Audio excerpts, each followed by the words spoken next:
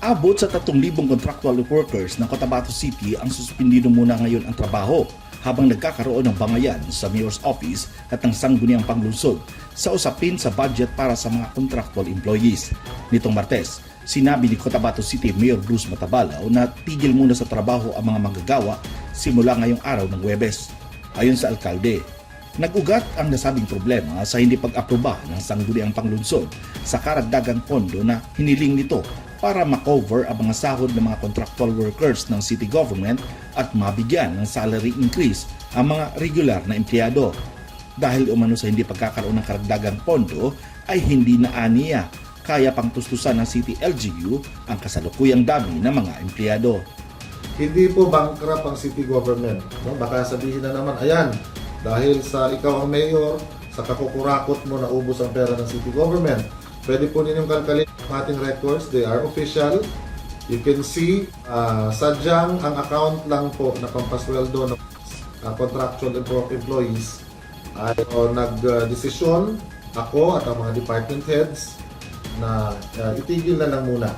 So we will terminate their contracts effective tomorrow.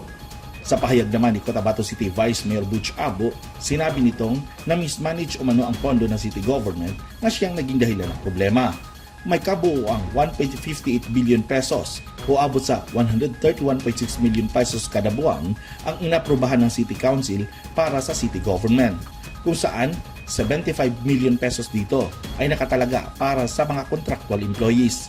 Ang ipinagtataka ng Vice Alcalde, matapos maaprubahan ang pondo para sa isang taon sa mga contractual employees ay nasa kalagitnaan pa lang ng taon ay naubos na umano ito. Bigo rin aniya ang tanggapan ng alkalde at ng Local Finance Committee na makapagbigay ng paliwanag kung bakit naubos agad ang pondo sa kalagitnaan pa lang ng taon. Ang tanong lang po dyan, kung bakit sinabi nila na depleted na.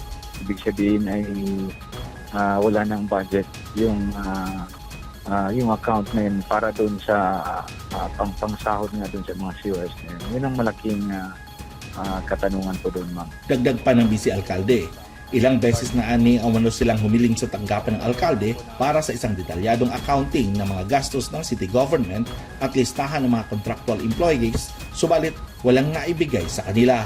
Ako na po mismo ang nag-appeal sa kanila. Ibigay na yung dokumento kasi yun naman pong nire-request na sa Sangguniang Panglungsod ay public document. So, that is intended para po sa public. Hindi po natin pwede itago yan. Not unless kung may tinatago sila. Samantala, 17 mga department heads at office heads naman ang lumagda sa isang joint statement kung saan inihayag ng mga ito ang kanilang pagsuporta kay Cotabato City Mayor Bruce Matabalao at pinasinungalingan ang mga aligasyon sa umano'y pakikialam ng alkalde sa kanilang mga trabaho.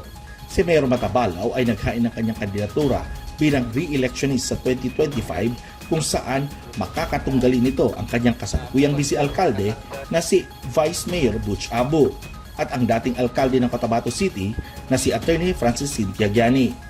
Dati magkasama sa isang partido sa UBJP ng Moro Islamic Liberation Front, sina Matabalao at Abo, pero nasira ang samahan dahil sa politika.